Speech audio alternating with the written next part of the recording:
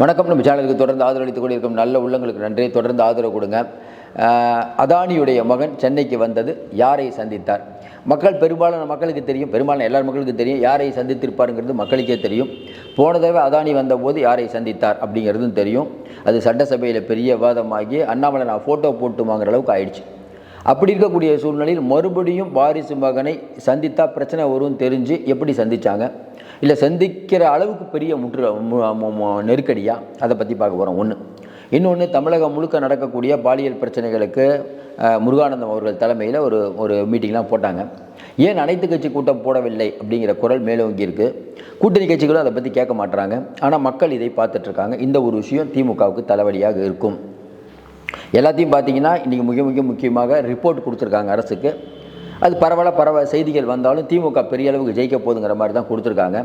ஆனால் அந்த விவரங்களை உளவுத்துறையோ மற்ற அந்த கொடுத்த நிறுவனமோ மறைத்து விட்டதா அப்படிங்கிற ஒரு பெரிய சந்தேகம் இருக்குது. ஏன்னா உள்ளுக்குள்ளே இன்டர்னலில் அவ்வளோ பிரச்சனைகள் ஓடிட்டுருக்கு. ஒரு பக்கம் ஏன்னா பெண் நிறுவனம் ஒரு பக்கம், சுனில் அவர்கள் ஒரு பக்கம், உளவுத்துறை ஒரு பக்கம், அதுக்கப்புறம் ராபின் ஒரு பக்கம், 4 முனையாக போகும்போது ஒரு உரையில் ஒரு கத்தி தான் இருக்க முடியும். அவங்களுக்கு முக்கியத்துவம் கொடுத்தா இவருக்கு அமைதியாகிடுவார். நம்ம ஏற்கனவே சொன்னோம், தேர்தல் முடிஞ்சோன்னு நீங்கள் பாருங்கள் அதோட ரிசல்ட்டை. அதுக்கேற்ற மாதிரி இப்போ மாவட்ட செயலர்கள் நிறைய பேர் மாற்றினாங்கல்ல. அதில் பார்த்தீங்கன்னா மதுரையில் இருக்கக்கூடிய தளபதி அவர்களுக்கும் பிடிஆர் தியாகராஜன் அவர்களுக்கும் அது ஒரு பிரச்சனை ஓடிட்டுருக்குது. இன்னொன்று வெள்ளாள கவுண்டர் ஒரு 52 தொகுதியில் அதிகமாக இருக்காங்க. அவங்கள குறி வச்சு தோப்பு வெங்கடாச்சலத்தெல்லாம் போட்டிருக்காங்க. அது எந்த அளவுக்கு இம்பேக்டை ஏற்படுத்தும்? இது இல்லாமல் இளைஞர் அணிக்கு நிறையா சீட்டு கேட்குறாரு உதயநிதி அவர்கள். வரக்கூடிய தேர்தலில் 214 தொகுதியில் பெரும்பாலான தொகுதிகள் விஜயோட நம்ம உதயநிதி அவருடைய சாய்ஸில் தான் வேட்பாளரை போடுவாங்க. அது எந்த அளவுக்கு பலனளிக்கும் அப்படிங்கிறது தான் முக்கியமான விஷயம். ஏன்னா தலைமையில் இருக்கக்கூடிய 2ஆம் கட்ட அமைச்சர்களுக்கு, பெரும்பாலான அமைச்சர்களுக்கு ஓரளவுக்கு தெரியும்.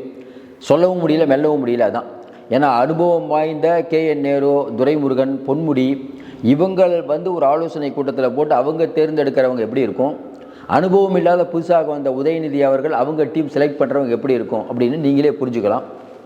இது எல்லாச்சும் வச்சு தான் இன்றைக்கி பார்க்க போகிறோம். முதல்ல ஒரு விஷயம், இன்றைக்கி அதானி அவங்க பையன் இங்கே வந்தது. ஏற்கனவே அதானி வந்தது ஒரு பெரிய விஷயமாகி நான் அதானியை பார்க்கவில்லை அப்படின்னு CM சொன்னார். அதுக்கப்புறம் பார்த்தீங்கன்னா அண்ணாமலை அவர்கள் அதானியை நீங்கள் பார்க்கல, உங்கள் குடும்ப உறுப்பினர்கள் பார்த்தாங்களேன்னு கேட்டதுக்கு இதுவரை பதில் இல்லை. திராவிட உடன்பிறப்புகள் நிறையா கமெண்டெல்லாம் போடுவாங்க, நிறையா வீரமாக பேசுவாங்க. இப்போ இந்திய தார்பூசி அளிக்கிறாங்களே, அதுதான் நீங்கள் கேட்கலாம், என்னங்க ரொம்ப நாளாக இந்தி இருக்குது இப்போ போய் தார்பூசி அளிக்கிறாங்கன்ட்டு. இது மக்கள் ரசிச்சுட்டு போய் 1967 நினச்சிட்டு இருக்காங்க. இது 2025 அப்படிங்கிறது மக்களுக்கு இன்னும் புரியல. உங்களுக்கு ஏதாவது இப்போல்லாம் போய் அதெல்லாம் எடுபடாத பிரச்சனை, ஏதோ ஒரு விஷயம் எழுப்பணும் அப்படின்னு எழுப்பிட்டு இருக்காங்க. இப்படிப்பட்ட சூழ்நிலையில் அதானி பையன் இங்கே வராரு. வந்துட்டு அவரும் அப்பா போலவே அன்னைக்கே போயிருக்காரு. அவ்வளவு அவசரமாக உலக பணக்காரர்களில் ஒருவனா அதானி பையன் இங்கே வராருன்னா, அதானி பையன் இங்கே வருவது தனி ஃப்ளைட்டில் வராருன்னு வச்சுக்கோங்களேன். அதானி இப்போ இங்கே வராரு, வந்தவுடன் அவர் சந்திச்சுட்டு உடனே கிளம்புறாரு. அப்போ அதிமுகவில் இருக்கவங்களே சந்திச்சிருப்பார், இல்லை விஜய் கட்சியில் இருக்கவங்கள சந்திச்சுக்கலாம். அது வேற இன்னொரு பக்கம் கூட இல்லை ஆதவ அர்ஜுனாட்ட கூட பேசியிருக்கலாம். ஏன்னா ஆதவ அர்ஜுனா ஒரு பெரிய பணக்காரர், அவர் ஒரு பெரிய பணக்காரர். இன்னும் குறிப்பாக பிஜேபிக்கு பெருமளவுக்கான நிதி வழங்கியது ஆதவ அர்ஜுனாவுடைய மாமனார் தான். அதே மாதிரி திமுகவுக்கு வழங்கினார். அதாவது திமுகவுக்கும் வாங்கியிருக்காங்க, பிஜேபி வாங்கியிருக்காங்க. இங்கே தான் ஒரே ஒரு கவனிக்கணும், அதிமுக ஆட்சி இருக்கும்போது கூட எடப்பாடி பழனிசாமி மாற்றினவர்கள்ட்டேருந்து வாங்கலை, லாட்டரியிட்டேருந்து வாங்கலை. அப்போ திமுக வாங்கியிருக்கீங்க, மேலே வாங்கியிருக்காங்க, ஏன் எடப்பாடிக்கு கொடுக்கல? அப்போ சில பேர் சொல்கிறாங்க, இல்லைங்க எடப்பாடி வாங்கியிருப்பார். என்ன அழுத்தம் வரும்னா, எடப்பாடி ஒரு வாங்கிட்டாருன்னா நீங்கள் லாட்டரியை மறுபடியும் ஆரம்பிக்க அப்படின்னு சொன்னால் பிரச்சனை வந்துடும், எடப்பாடிக்கு பிரச்சனை. ஏன்னா அவங்க தான், ஜெயலலிதா தான் லாட்டரி அவர்களை முடக்கினாங்க. அதையும் நம்ம நன்றியோடு நினைவு கொண்டோம். இன்றைக்கி ஜெயலலிதாவுடைய பிறந்தநாள். தமிழ் கூறும் நல்லுலகம், அவங்கள மறக்கவே முடியாது. அப்படி ஒரு ஆளுமை. அவங்கள பற்றி ஒரு வீடியோ போடலாம். என்ன சொல்கிறது, அவங்க இன்றைக்கி அது மாதிரி அடிக்கடி சொல்லுவோம்ல, அவங்கெல்லாம் இன்றைக்கி இருந்தால் மோடிலாம் பேசுவாராங்க, அவங்கெல்லாம் இன்றைக்கி இருந்தால் அண்ணாமலைலாம் சவுண்ட் விடுவாருங்க, அவங்கெல்லாம் இன்றைக்கி இருந்தால் எச்ராஜா ரவுண்டு விடுவாருங்க, அவங்கெல்லாம் இன்றைக்கி இருந்தால் நம்ம ஆளுநர் பேசுவாராங்க. இப்படி எவ்வளோ அவங்கெல்லாம் இங்கே இந்த வார்த்தை திமுக இருந்து கூட வரும். அவங்க மட்டும் ஒரு அம்மா மட்டும் இருந்திருந்தால் இவ்வளோ பேர் இவ்வளோ பேசிகிட்டு இருப்பாங்களா? கொஞ்சம் யோசிச்சு பாருங்கள். அதனால் அவர்கள் 1000 சர்ச்சைகளுக்கு பேர் போட்டிருந்தாலும் இன்றளவு தமிழக மக்களால் மறக்க முடியாத, நேசிக்கப்படக்கூடிய, பெரும்பான்மையாக நேசிக்கப்படக்கூடிய ஒரு தலைவர் ஜெயலலிதா. அவங்கள பற்றி நம்ம அப்புறம் பார்ப்போம். அப்போ அதானி அவர்கள் வரும்போது அதுக்கு என்ன விஷயம், மிக முக்கியமாக அது பேசினாங்க இது பேசினாங்கன்னு சொல்லாமல் ஒரு விஷயத்தை மட்டும் நல்லா தெரியுதுங்க. இந்த ஸ்மார்ட் மீட்டர் அப்படிங்கிற ஒரு விஷயம் அதுக்கு முதல்ல டெண்டர் ஒரு 2 நிறுவனம் கொடுத்தாங்க. அதில் ஒன்று அதானி. அதுக்கப்புறம் அரசல் புரட்சியில் வந்த தகவல் என்னென்னா, இங்கே வந்து அதானி வந்து குடும்பத்தை பார்த்தது.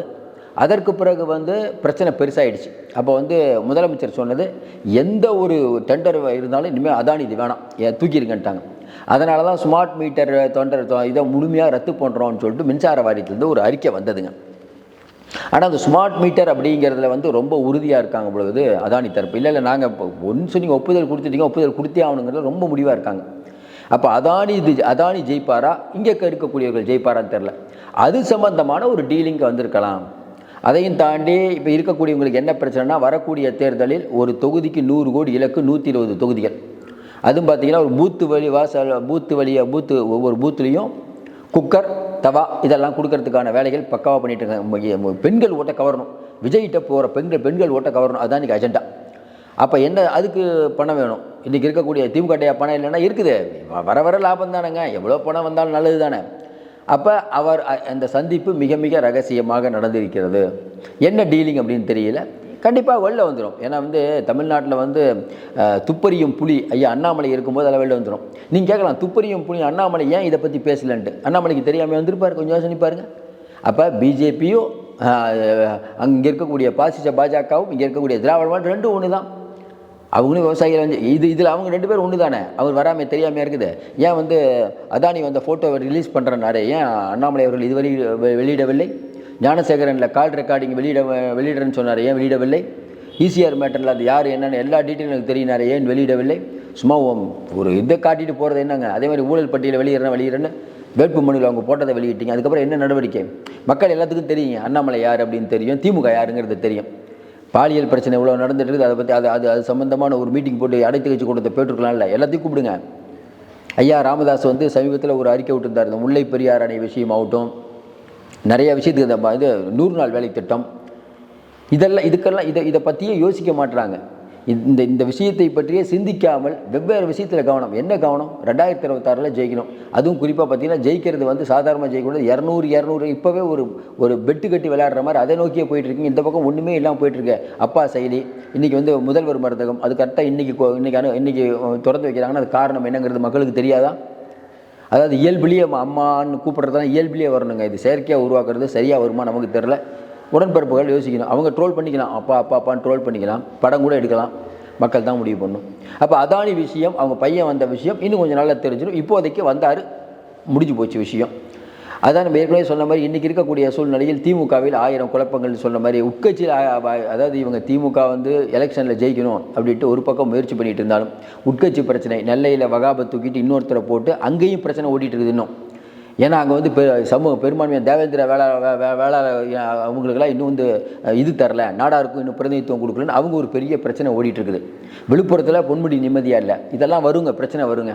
இந்த பிரச்சனை வந்தே தான் தீரும். மதுரையில் நம்ம ஏற்கனவே சொல்லிட்டோம், தளபதி அவர்களுக்கும் பிடிஆர் தியாகராஜன் அவர்களுக்கும் இருக்கக்கூடிய சண்டை.